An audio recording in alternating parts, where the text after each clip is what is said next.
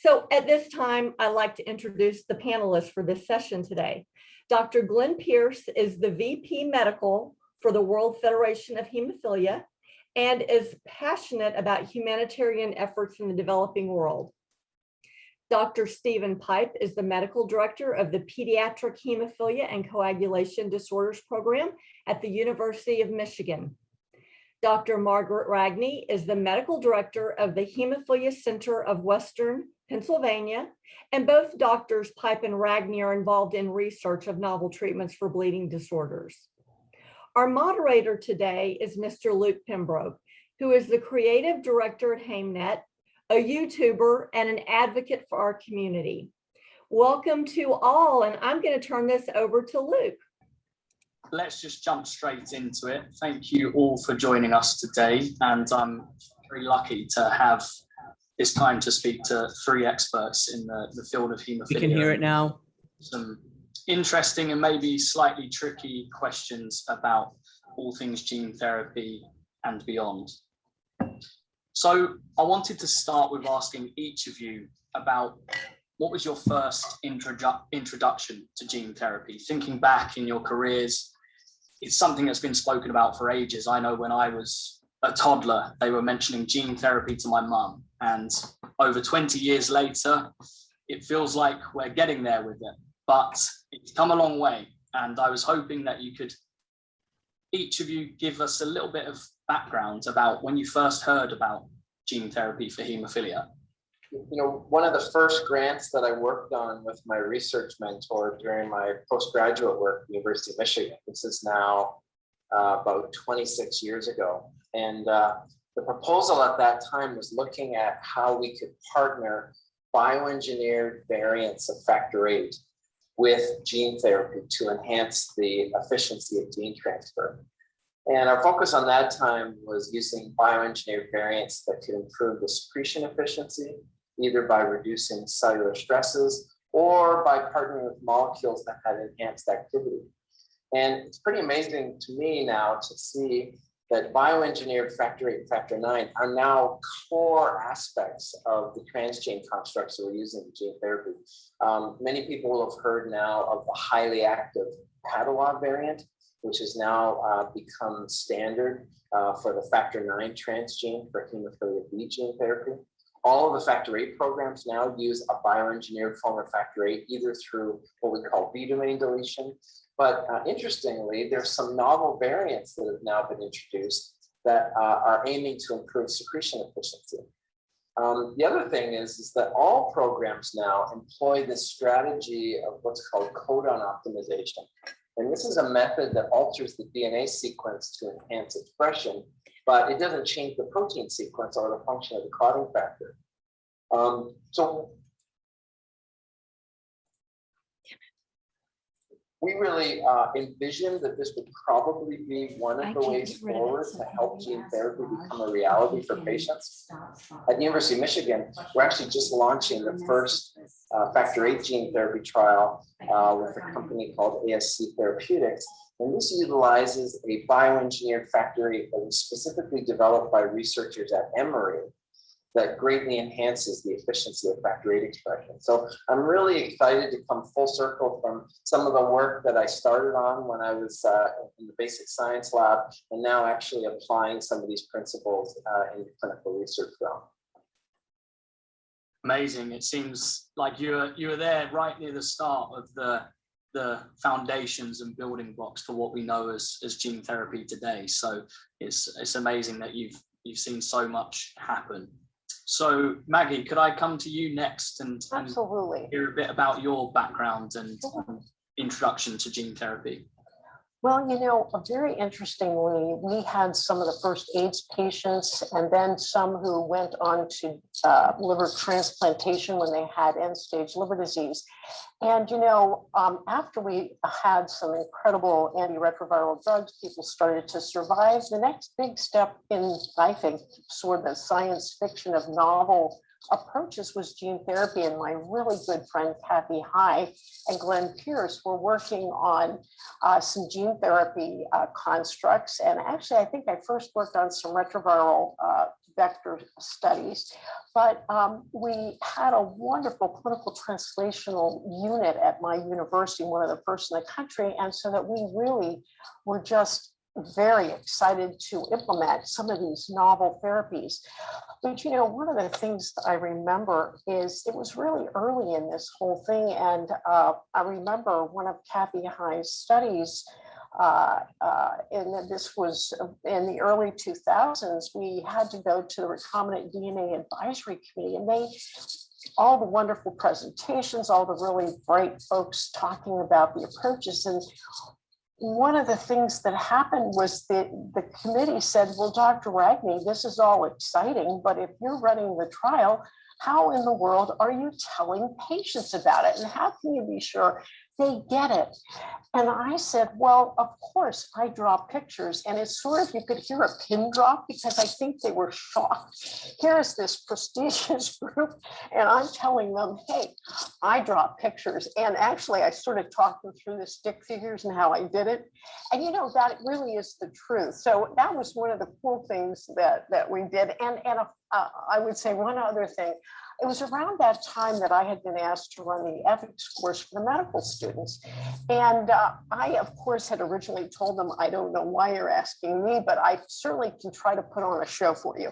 So we had great topics, great questions, but one of them, I invited one of my patients who had gotten gene therapy to come talk with the course, and really talking a little bit about, you know, what information you provide to patients to make reasonable decisions.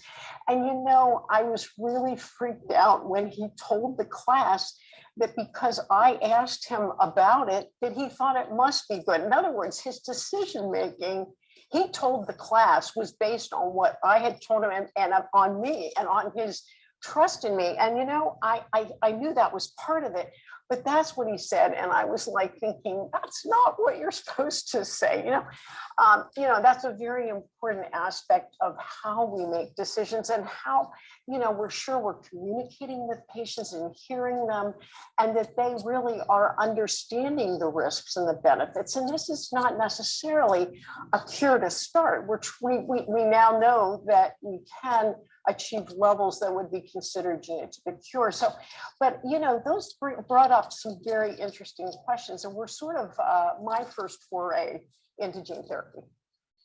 And so right now, and I'm working, of course, in many different clinical trials, in research, specifically clinical research, and designing some interesting platform trials of different novel therapies. And I just think that the whole field is moving so quickly, and there's so much to learn about novel therapies and their impact on the coagulation system, as well as the gene therapy approaches, is really fascinating. And I think we're learning more and more about hemophilia in general. Luke, I just wanted to follow up on something Maggie said, because it really resonated with me. And it's this aspect of exactly how your patient responded. You know, because Dr. Ragney had suggested that this would be a good therapy for me. I actually think that, you know, for a clinical trial, we could debate maybe whether that's, you know, the right posturing. But in actual fact, as we shift to the commercial phase, hopefully, of gene therapy, those long-standing connections that clinicians have had with their patients since they were young guys all the way up into young adults, or for our adult patients who followed them through thick and thin, through all of the challenges that they've gone through as adults and into later in life. That interaction, that one-on-one between clinician and patient, is going to be a really powerful and important aspect of this discussion about gene therapy. You know, I absolutely agree with you, but I would also say that we have to respect what that is and be sure that we've even gone beyond that to really make sure that a patient who is saying he wants to do X really does understand and want to do it, not just because of us. And I totally agree with you. I think that's the crux of good patient care. But, you know, we have to be careful of the power of that, which we may underestimate.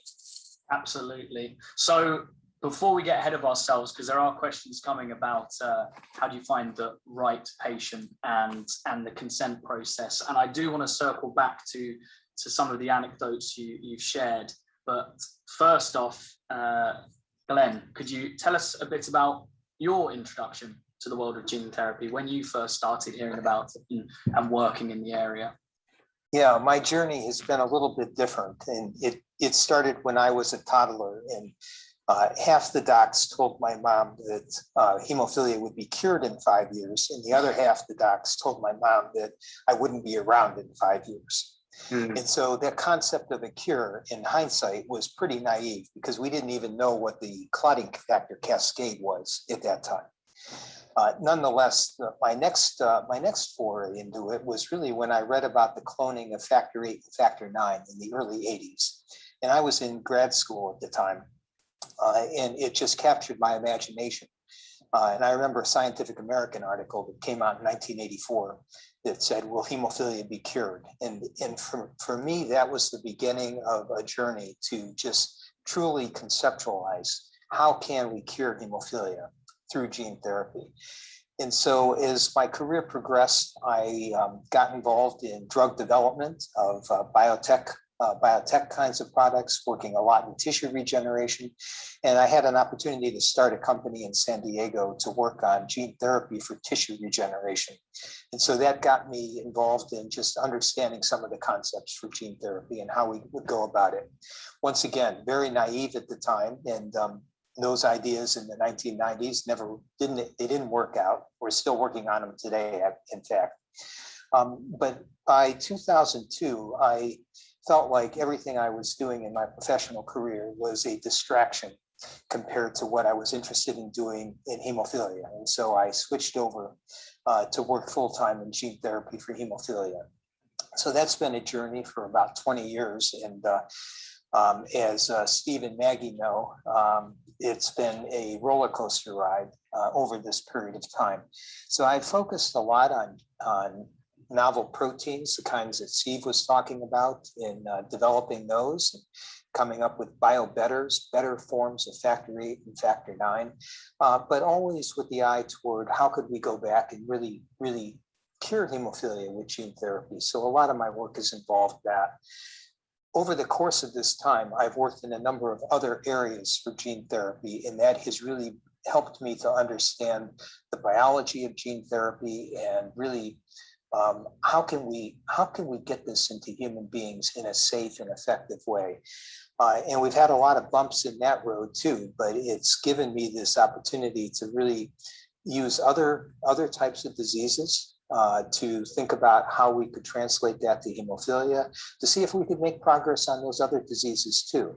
Hemophilia remains one of the simplest diseases, supposedly, to cure by gene therapy.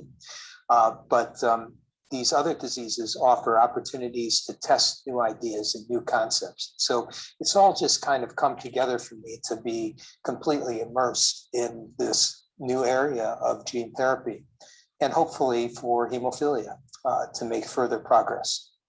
It's interesting you speak about the cloning of the factor 8 gene. Makes me think back to a couple of years ago where I was actually doing a ropes course at a youth camp with Professor Tubman, and just thinking, this is a bit surreal. And he was there talking to me about gene therapy trials, and I was like, oh yeah, maybe I'll be interested. And fast forward a couple of years, I'm a year and a half into one. So the time really does fly, and it feels like it's flying by even faster in hemophilia. Before we move on to the next section about decision making and communicating to patients who might be interested in taking part, I wanted to quickly go back and touch upon something that both Maggie and Steve spoke about, which was this relationship you have with patients. Thinking about some anecdotes I heard from my team who were there at the very first human trials for gene therapy, and expressing what a significant moment it was in their career and how exciting it was, but at the same time, how daunting it was. This, like you said, Maggie, this sci-fi technology almost. You've got patients you've known for years signing up to these trials, and you're there with them. What was that like on a personal and perhaps emotional level, seeing these people that you have a relationship with signing up for these trials? Well, you know, I think that's a really great point. I have to say that most everything I do is really exciting from that sort of, you know, science, if you want to call it science fiction, whatever. I mean, that's just reading that science paper about the gene cloning and all of those things. But, you know, it's an interesting mix of both being excited by the science, really feeling a sort of a gratitude that you could actually help a patient, but also under all of that is the incredible scaffolding of really being sure you're taking care to do the very best medicine that you can do to assure that if there's going to be a side effect, you are there and you have all the facilities you need to manage that. I mean, for me, my comfort level is I need to know that those things are there. I mean, we were prepared for the very worst if that should happen when we started doing these trials. But of course, things went quite well. We have seen a number of problems that I'm sure we'll get into, which just take the most out of you. Really bad liver dysfunction in a patient who had already had some other liver toxic drugs, and really sitting by him week by week and assuring yourself that in fact you were doing the right thing, you had contacted the best experts, et cetera, and all that sort of thing. But what I'm saying is it's an interesting blend of excitement about the science, of this wonderful relationship with patients that we do have as part of our job, which is what brought us into the field of medicine, but then also assuring that at the very end of the day, every detail has been carefully monitored, that you haven't left anything out, and that those emotions and excitement haven't clouded your judgment, because that in the end is really what's critical. So it's a blend, but I think it's very exciting. I've reflected over a long period of time about our approach to patients and the conversations that Maggie was alluding to earlier. When I first started in the hemophilia clinic, we were just in the transition point from converting everyone over from the plasma-derived to the recombinant variants that became available. Of course, we were still dealing with the tragedy of the legacy of HIV and hepatitis C, but there was this overwhelming sense of we can't ever let something like this happen to hemophilia again.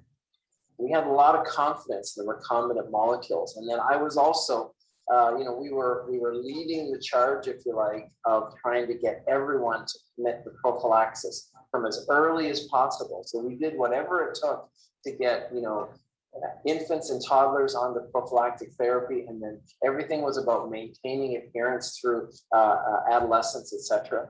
And I would spend time every once in a while over seeing, some of our adult patients, either because they were related to our patients or because of different issues. And it just struck me the serious pathology that was waiting for patients in their latter decades of life.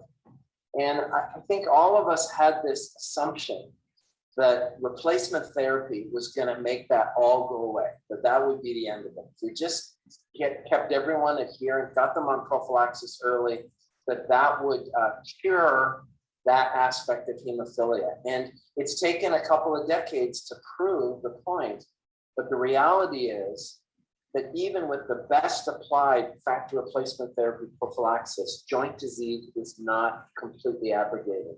The most recent long-term data from the famous joint outcome study in the US, those toddlers now are well into early adulthood.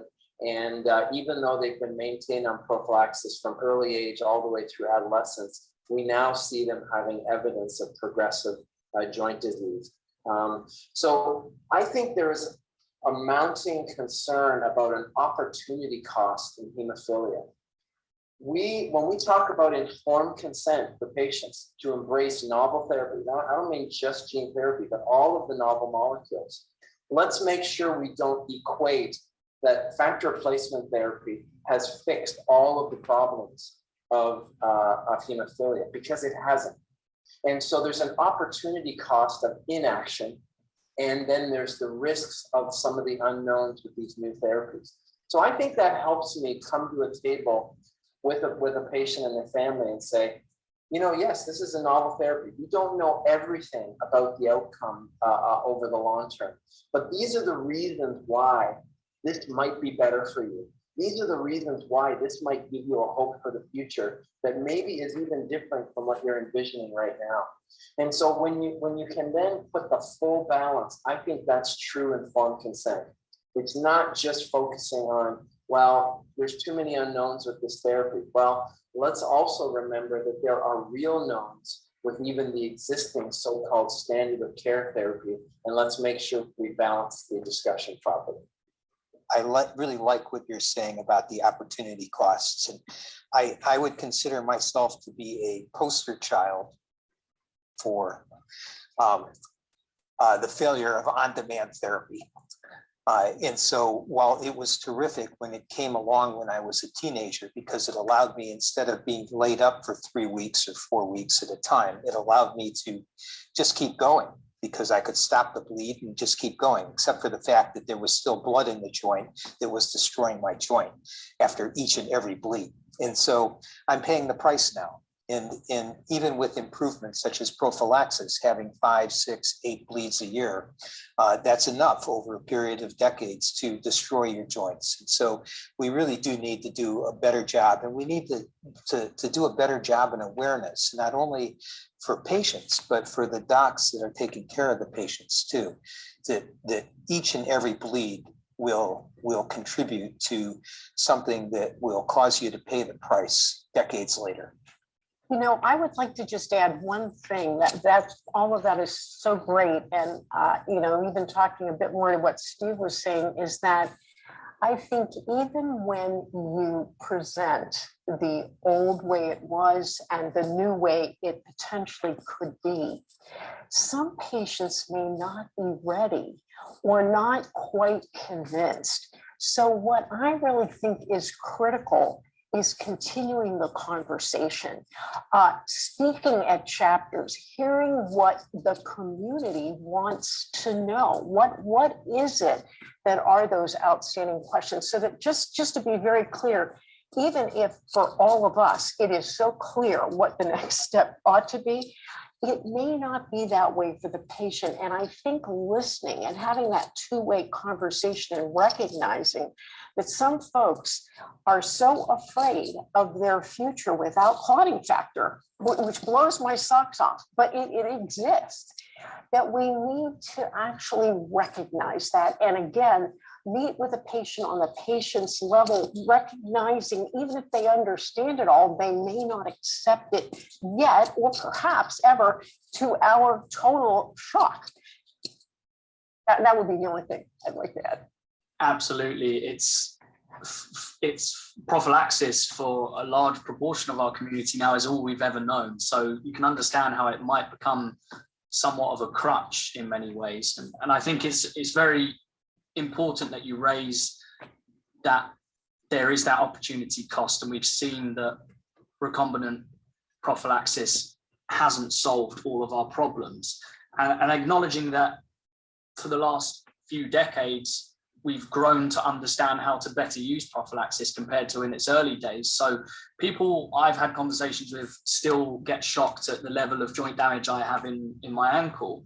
And it's kind of this, well, when I was on prophylaxis, it wasn't really individualized back then. And so it's that continued learning over the last few decades that has got us to where we are. And I think that shows why it's important to keep innovating.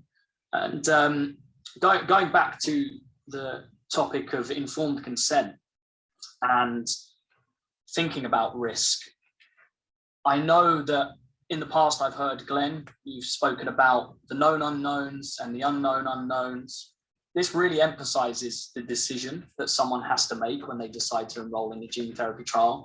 And I was hoping maybe each of you could briefly tell us a bit about how you communicate risks to patients at the moment and how you think that should be done. And I know it can't be easy, but I would love to hear your thoughts on that. Well, I'd be happy to very briefly start out. I mean, we are really constrained by the consent form that we are required to use. But as I go through a consent form, rather than reading it verbatim, which really tells no one anything, I will pick out that first word, such as immunogenicity, and try to explain in lay terms what that really means. There may be an immune response to the vector. And we know this can happen because the liver tests are abnormal. And then, you talk about other risks, hepatotoxicity, so that the liver may actually have some when problems happen to the vector. And we talk about genotoxicity, insertional mutagenesis. So bringing those words to say what they really mean in a few words, and to open it up for questions, variability, durability. What do we really not understand? What do we think might contribute? And recognizing that this is an ongoing learning process, and that even in the context, for example, of a trial, we're going to continue to learn. Or if one of these is approved and we're starting to then do gene therapy in our clinic, or whatever approach is going to be the next best step, I think we are still going to be talking about an ongoing learning about these different issues. So that these are the things we know, but there are a number of unknowns. So just to bring it up, make sure that you've communicated it clearly, and that you leave room for their questions, and for the fact that there's more we're going to learn. I think those are critical in talking about this. Yeah, Maggie gave an example early on today about being able to communicate a education story around the concept of gene therapy, being able to lay out what you're actually doing, what they're actually going to go through, what's the principles behind it. But there's another aspect of that, if you like, storytelling, which is telling the story of the history of developing this platform of therapy for hemophilia. That journey did not start with that clinical trial that you are sitting across the table consenting the patient. I spend a lot of time trying to help them understand how we got to this place, why we're even offering a clinical trial, the preclinical data that supported this, the animal studies, which have informed other products as well before they came to the community, but they're now using. How was gene therapy investigated in those animal models and informed to get us to the point of being able to do a clinical trial? I think that's really important, so that yes, it's new. It might be the first time for that particular vector or that particular transgene in a clinical trial, but it doesn't happen in a vacuum. The wealth of information that went into developing this platform of therapy. Glenn, one of the pioneers in this area, can testify to the decades of research that was required before we even felt comfortable bringing this forward to the community and offering it for a clinical trial context. And maybe I can comment from a slightly different perspective, since I don't consult individual patients like Steve and Maggie do. But I've written a lot about benefit and risk. And whenever one is working with a new therapeutic in clinical trials, you have to look at the positive and negative sides. And I'm a true proponent of that, because I've been doing drug development with pretty cutting edge kinds of therapeutics in a number of different therapeutic areas for my whole career. And so I think a lot about that, because when you're working at that cutting edge, you've got risks, and the risks are unknown risks. You don't know because you simply haven't had experience with it before. You're forging new ground. And that's what we've been doing with gene therapy as a field, as a whole. Because we don't understand. In fact, the amount we understand about gene therapy is about this much compared to what we should understand, or what we will understand 20 or 30 years from now. We'll know so much more at the rate that science is increasing our knowledge. But we're not there. And so what do we do now? Well, as both Steve and Maggie have said, you just have to go through what might happen, both on the positive side and on the negative side. And then an individual person needs to make that decision. On the one hand, I could be cured of my hemophilia and not have to deal with it again. On the other hand, I could be partially cured. I could not have to deal with a lot of it, but still have to deal with a little bit. And then on the other side of it, there is the risk of unknown toxicities. But the only way we learn about that is really through this clinical trial process. That is our technique for being able to understand what those risks may be by going through it. And so people like yourself, Luke, who have made a decision to enter a clinical trial. I've entered a number of clinical trials myself in the past as well. Those are the areas where we're going to be contributing to the breakthroughs in science over the years. Thinking about the clinical trials themselves and participating in them. I've gone through a trial. I knew it was going to be intense. Granted, I was on a trial on immunosuppression during a global pandemic, which kind of compounds how intense it is. But even then, I recognized that the trial and what I had to go through was way more intense than I'd given it credit for.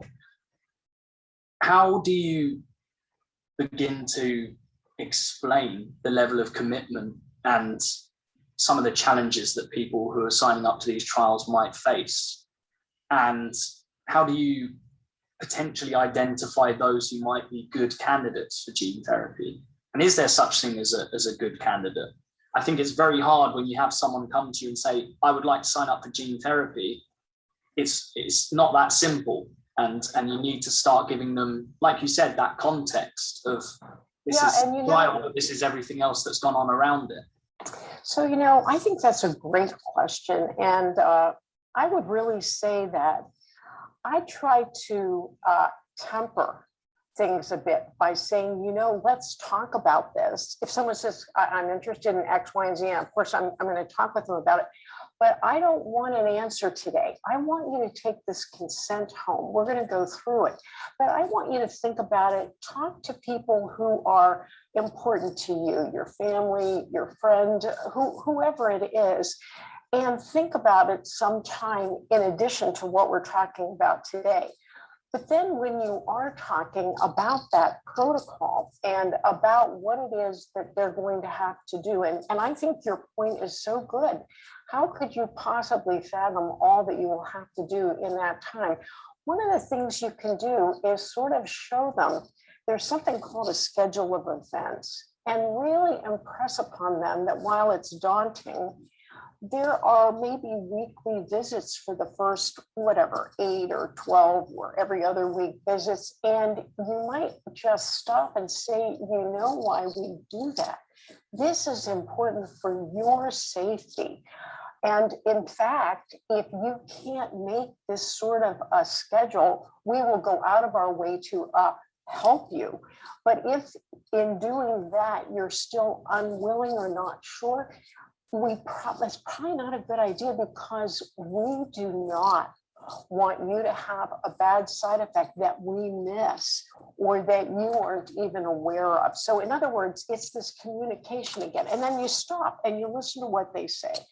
Oh, I can make all those visits. Well, and then are you sure you will? How does that work with your job? I mean, it sounds ridiculous, but you really need to talk about all aspects of the life. What's your wife think about it? What's your partner think about this? It's bringing a lot more into the conversation than just that consent form. So, but I try to get a feel for that and talk about all the things that need to be done. Semen samples, some of them sort of shudder and sit back and go, really? And so, and why are we doing it? What is the importance of that? Why is that important to your safety and to the safety of others? I also try to have the patient envision himself as a part of a continuum of what we learn from you, we will then apply to those who come after you. So you are critical in this continuum of continuous learning. So I think, you have to really get to know your patient, I guess. I don't know, and talk about it. Yeah, Luke, you mentioned something about, how do you go through sort of patient selection or candidates for gene therapy? I will tell you, before I started in this, if I had to write down who I thought the ideal candidate for gene therapy was, I would have been completely wrong. In fact, the first person that I dosed with any gene therapy in a phase 1 trial was a 68-year-old gentleman. And he's not who I necessarily would have envisioned would have been the first person to sign up for gene therapy. He had a very altruistic approach to his participation in gene therapy. He wanted to see the field of that area of science advanced, and he thought he could be part of that continuum, just like Maggie said. I had another gentleman who was roughly my age, middle of his career, and his primary concern, he eventually said, was he was uncertain about whether his healthcare coverage was always going to be there for what he needed for his hemophilia. And he thought that this was an opportunity to almost like bank an annuity for his gene therapy care, or sorry, for his hemophilia care by going through gene therapy. I thought that was an interesting thought. And then I've had another, early career gentleman who just wanted to be done with all of the rigmarole of having to do prophylaxis so that he could go to his job every day and do it. And he just wanted to be able to be relieved and not have to think about his hemophilia anymore. And then finally, I've had the other extreme, if you like, of a young man who's just a few short months past his 18th birthday, just still finishing up college and looking forward to the career choices he was going to make. And I think what I gleaned from him is he did not want hemophilia to be influencing him on his career path decisions. And he saw this as an opportunity to perhaps push hemophilia in the background or eliminate it altogether so that he could make career choices unburdened by that aspect of decision making. So I would have been wrong when I was declaring ahead of time who was the ideal candidate. And I think this is where those one-on-one conversations are really illuminating. Boy, Steve, I'm just reflecting because hemophilia has influenced my career decisions every single step of the way from the time I wanted to go to medical school. So different ways of looking at things. Yeah. I wanted to comment from the perspective of participating in a clinical trial, because these gene therapy clinical trials, so speaking on the other side, from the company point of view, running these trials, I have never seen anything more intense than running a gene therapy clinical trial. So it is a commitment that, as you pointed out, Luke, is not to be underestimated by either the docs and the healthcare staff as well as the patients. Personally, probably the most significant trial I've been in is the trial for my liver transplant. And that was actually at UCSF, but it was in conjunction with Maggie and her center at University of Pittsburgh. So it was a joint trial to understand the implications of liver transplant in patients who were co-infected. And that was an enormous commitment as well. And I just needed to make that decision that, I am going to miss work. I am going to change my whole life around to get this. But that's a commitment I'm going to make, and I need to stick to it and make sure that I do my part in fulfilling that clinical trial responsibility. To pick up on what you just said at the end there, Glenn, it's really interesting that you said about doing your part and having to make compromises and shift things around in your life. It's something that really resonates with me, and it took me 2 years of decision making, if you like, to get to the point where I knew I could fully commit to the trial. And throughout it, I've always considered myself as much a part of the clinical trial team, because I've got to hold up my end of the bargain. And it's not just about me, it's about the continuum, as you say, Maggie, and there's a level of responsibility on my shoulders as a trial participant to do my part. And so, I think that the key thing there that you all spoke about that really stood out is having that communication with the person who wants to potentially get involved in a trial, and understanding the context of it all, and that people come from different backgrounds and have different motivations for taking part. And that's something that we're probably going to see more of and more variety as we enroll more people in these moving forwards. So I wanted to ask you all, and perhaps we could keep the answer to this one relatively short, but we'll see. So, and I think I know what Glenn might say to this already. Do you think gene therapy will ultimately cure hemophilia for the majority? I guess I'll preface that. And how do we define a cure? How do you each define a cure? I'll go first in terms of how I define it. I very much stick to like, this is the level where you're not a hemophiliac anymore. And if you maintain it above that, you don't have hemophilia. You fall below it, low factor, mild, moderate, severe. But I open it up to you guys. Maybe Glenn, you could go first. Well, Luke, I think your definition is a very practical definition, and it resonates with me. In a lot of that is because when I took factor, I felt like I didn't have hemophilia anymore for at least a short period of time, a couple of days, 3 days, maybe.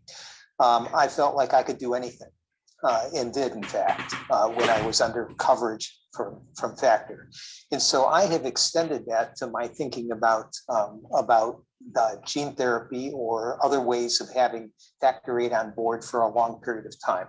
Liver transplant does that. Factor VIII and factor IX are both made within the liver. If you get a normal liver, you're going to have, well, most of the time, normal levels of factor VIII and factor IX.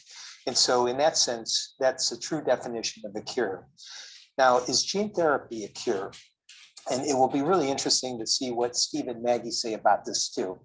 I really think that for patients who get over 40 or 50%, they're cured of their hemophilia. And so I don't know how long it will last. May last for a few years, may last for 10 years, 20 years, 30 years. We don't know that yet. These are all unknowns.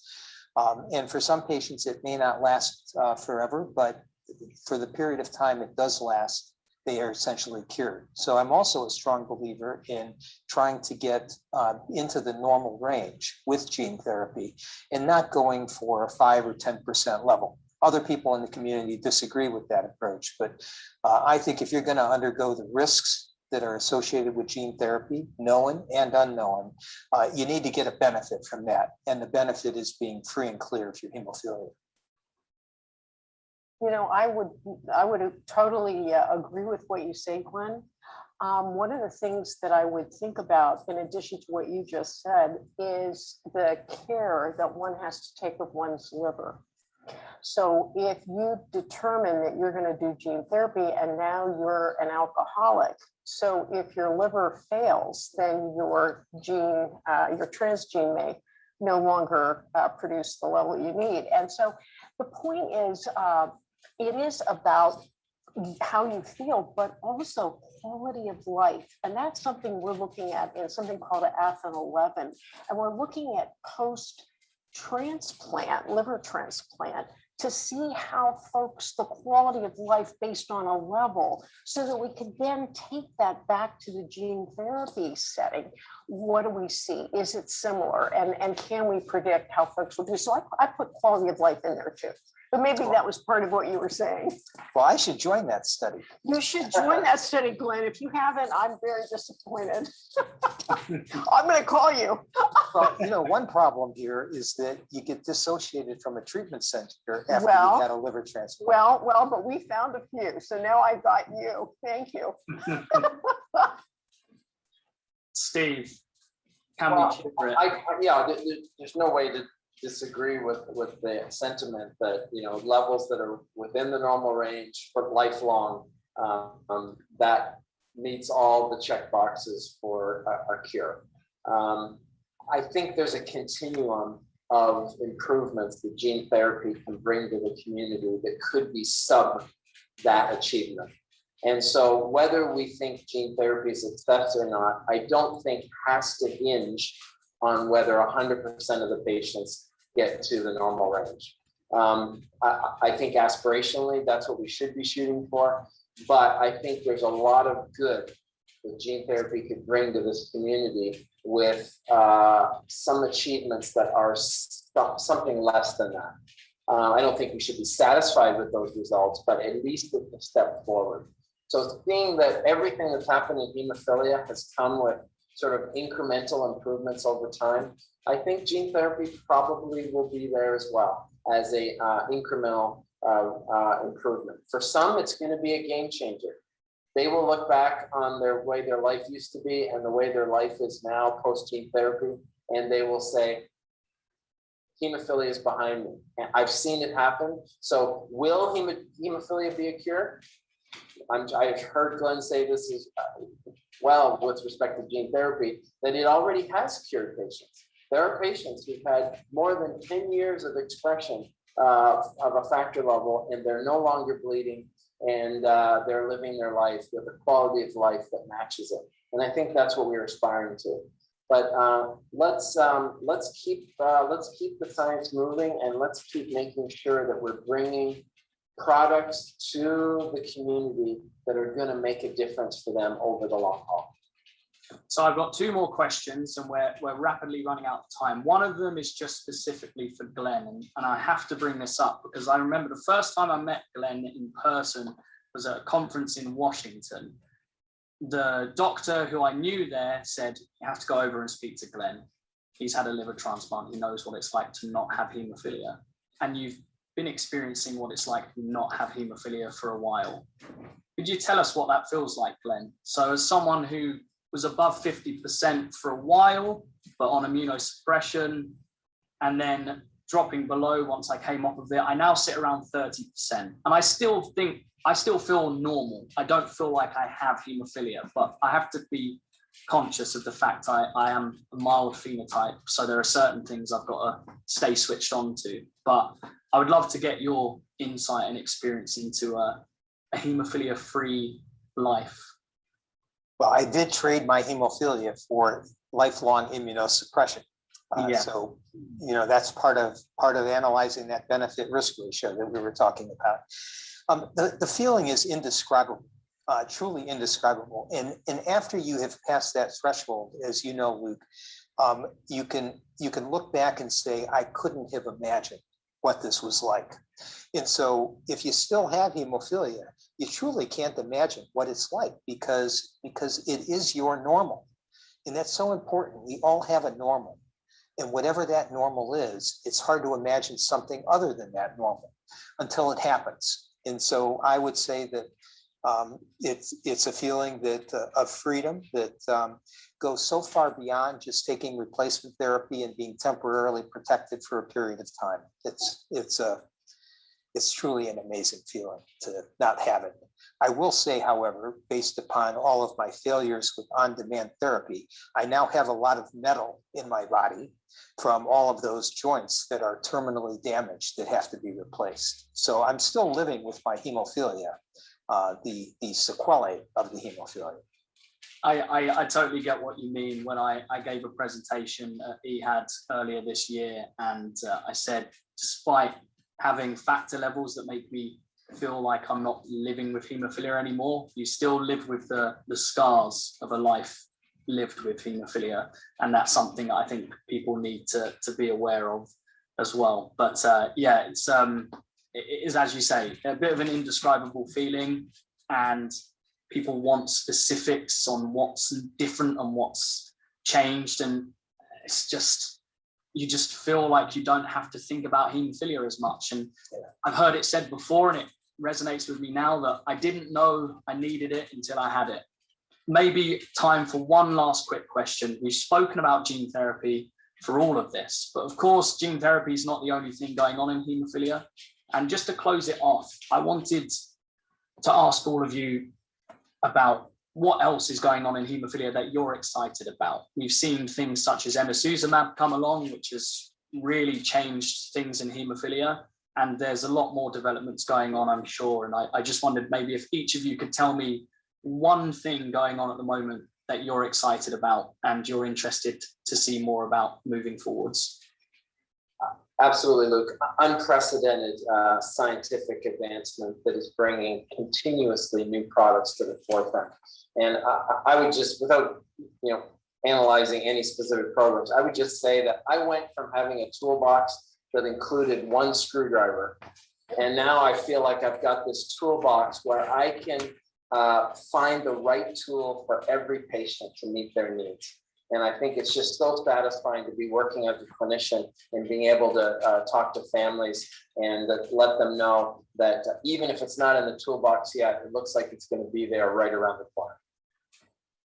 Yeah, and you know, I would add to that, Steve, that's great. The thing that I think is most exciting is what these novel therapies teach us about the coagulation system and immunologic system, and how these all work together and what we're learning. Because, for example, in some of the novel therapies, we've seen some unusual complications such as thrombosis, and it makes us stop in our tracks. What? A hemophilia patient could have a thrombosis. So what is it about each of the novel therapies, because we're starting to see it in all of them, that would promote thrombosis, and where is the breaking point and where is the safety net, and how do we implement that into what we're doing and our understanding of coagulation, hemostasis, thrombosis, and the tipping of that seesaw, if you will.